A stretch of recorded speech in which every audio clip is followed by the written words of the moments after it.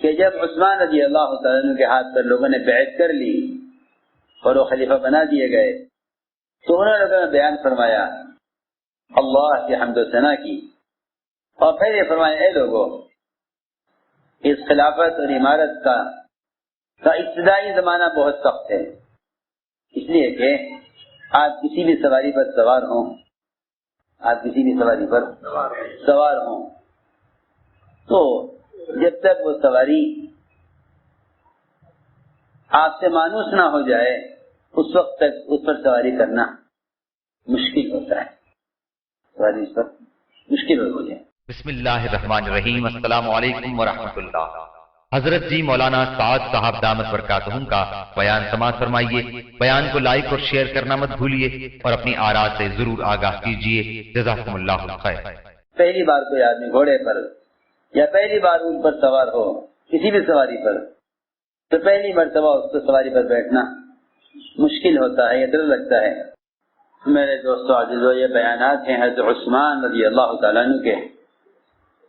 عثمان رضی اللہ تعالیٰ عنہ صحابہ میں سب سے زیادہ حیا والے تھے، اور جتنا علم کو حیا سے مناسبت ہے اتنی اور کسی چیز سے نہیں ہے، جتنی علم کو مناسبت حیا سے ہے اتنی کسی اور صفت سے نہیں ہے۔ سب سے زیادہ علم کو جو مناسبت ہے وہ حیا سے ہے، اس لیے کہ صرف حیا ہی ہے جو آدمی کو ہر اس چیز سے روک سکتی ہے، جو آدمی کو ہر اس چیز سے روک سکتی ہے جو چیز علم کا حاصل کرنے میں مانع ہے۔ تو سب سے زیادہ علم کو مناسبت حیا سے ہے، اور عثمان رضی اللہ تعالیٰ عنہ سب سے زیادہ حیا والے تھے۔ عثمان سب سے زیادہ حیا والے تھے، ایسے حیا والے کہ اندھیرے میں کمرے میں غسل خانے میں کپڑے اتار کر غسل نہیں کرتے تھے، کپڑے پہنے غسل کرتے تھے۔ کیوں؟ ان سے کہا بھی گیا کہ جہاں کوئی دیکھنے والا نہیں ہے وہاں آپ کس سے پردہ کرتے ہیں؟ اور فرمایا کہ اللہ دیکھنے والے ہیں، اللہ سے پردہ کرنے کے لیے غسل میں کپڑے نہیں اتارتا۔ میں نے عرض کیا کہ باقی علم کا تعلق حیا سے ہے۔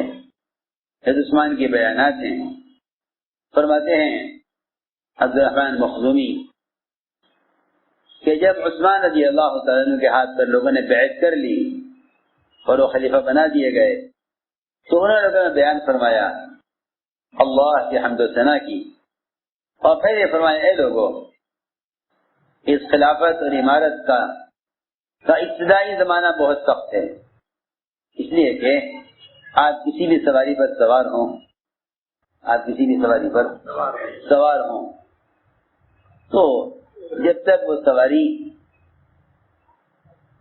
آپ سے مانوس نہ ہو جائے اس وقت تک اس پر سواری کرنا مشکل ہوتا ہے، سواری اس پر مشکل ہو جائے۔ پہلی بار کوئی آدمی گھوڑے پر یا پہلی بار اونٹ پر سوار ہو کسی بھی سواری پر تو پہلی مرتبہ اس کو سواری پر بیٹھنا مشکل ہوتا ہے یا ڈر لگتا ہے۔ اس کے بعد پھر بعد کے دنوں میں آدمی سواری کا عادی ہو جاتا ہے۔ یہ مثال دی ہے، یہ مثال دے کر فرمایا پہلے دن جب بیعت کی لوگوں کو اور ان نے بیان فرمایا تو یہ فرمایا اے لوگوں، سواری پر پہلی مرتبہ سوار ہونے والے کے لیے دشواری ہوتی ہے اور اس کے بعد پھر اور دن آنے والے ہیں۔ آگے یہ فرمایا کہ اگر میں زندہ رہا تو اس کے بعد کے بیانات وہ بیانات درست ہوں گے، مناسب ہوں گے۔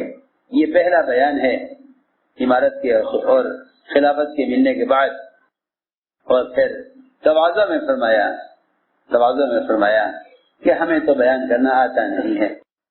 عثمان فرما رہے ہیں ہمیں تو بیان کرنا آتا نہیں ہے، ہم تو بیان کرنے والے ہیں نہیں، لیکن عنقریب اللہ ہمیں بیان کرنا سکھلا دیں گے۔ ہمیں بیان کرنا نہیں آتا لیکن اللہ ہمیں عنقریب سکھلا دیں گے۔ بدر بن عثمان اپنے حجہ سے نقل کرتے ہیں کہ جب اہل شورا نے حضرت عثمان کے ہاتھ پر بیعت کر لی، تو عثمان رضی اللہ عنہ نکلے لوگوں کے سامنے. حضرت عثمان رضی اللہ تعالیٰ عنہ پر بڑا بوجھ تھا اور طبیعت پر بہت گرانی تھی. طبیعت پر بڑی گرانی تھی، طبیعت پر بڑا بوجھ تھا.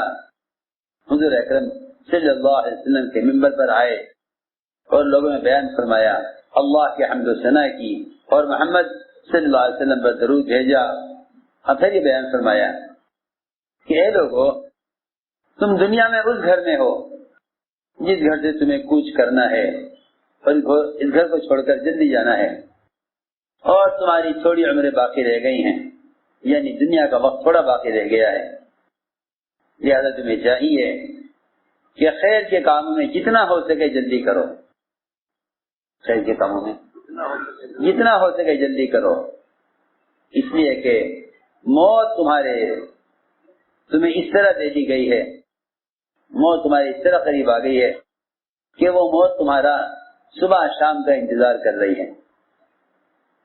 موت تمہارا صبح شام کا انتظار کر رہی ہے. فرمایا غور سے سنو کہ دنیا تو سراسر دھوکہ ہی دھوکہ ہے، دنیا تو سراسر دھوکہ ہی دھوکہ ہے. اور یہ دنیا کی زندگی تمہیں دھوکے میں نہ ڈال دے، اور تمہیں یہ شیطان یہ تمہیں اللہ سے دھوکے میں نہ ڈال دے. فرمایا کہ عبرت حاصل کرو ان لوگوں سے جو گزر گئے. عبرت لو ان سے جو گزر گئے، ان سے عبرت لو، اور پھر ان سے عبرت لے کر عمل میں کوشش زیادہ کرو اور غافل نہ رہو، اس لیے کہ تم تو غافل ہو لیکن موت تم سے غافل نہیں ہے.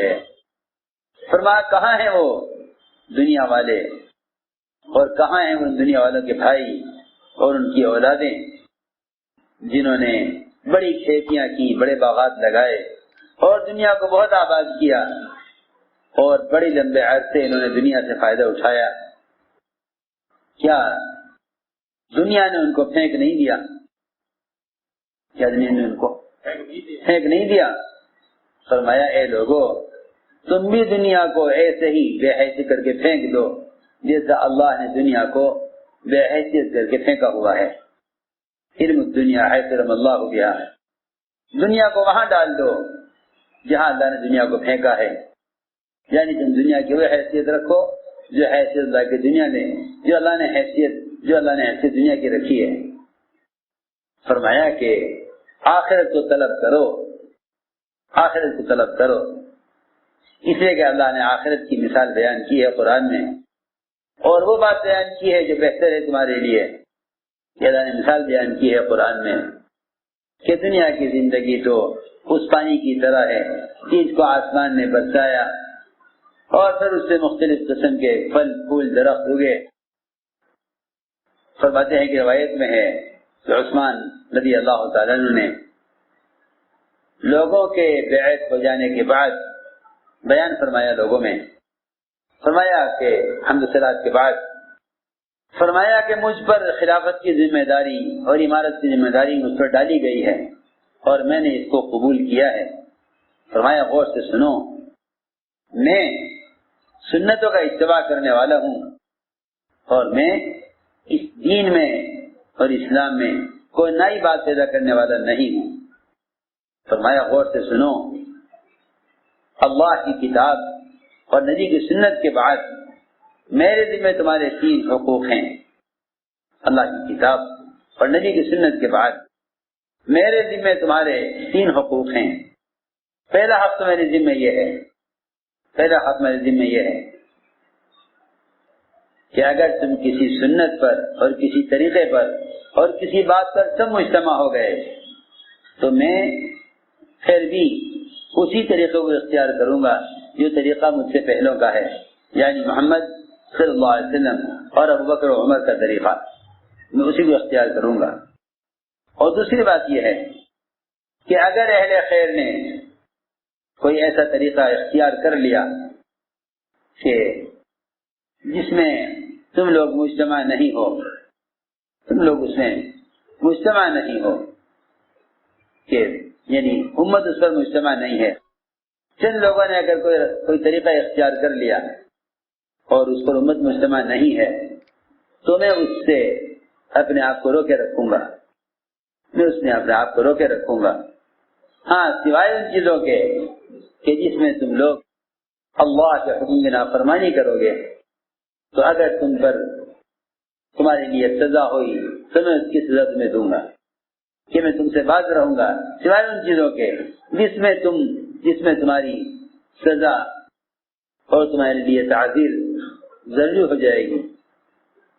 فرمایا کہ بے شک دنیا بڑی سرسبز شاداب ہے، اور یہ دنیا لوگوں کی اشتہا اور چاہت کی چیز بن گئی ہے اور بنا دی گئی ہے، اور اس دنیا کی طرف بہت سے لوگ مائل ہونے لگے ہیں۔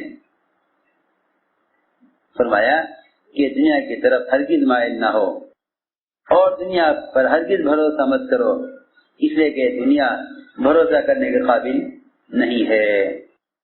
فرمایا بات جان لو اچھی طرح کہ دنیا کسی کو چھوڑنے والی نہیں ہے، دنیا کسی کو چھوڑنے والی نہیں ہے، سوائے اس شخص کے جو دنیا کو چھوڑ دے، تو پھر دنیا اس کا پیچھا نہیں کر سکتی۔ دنیا چھوڑنے والی نہیں ہے کسی کو، سوائے اس شخص کے جو دنیا کو چھوڑ دے۔ جو دنیا کو چھوڑ دے گا دنیا اس کا پیچھا نہیں کر سکتی، لیکن دنیا کو نہیں چھوڑے گا دنیا اس کو چھوڑنے والی نہیں ہے۔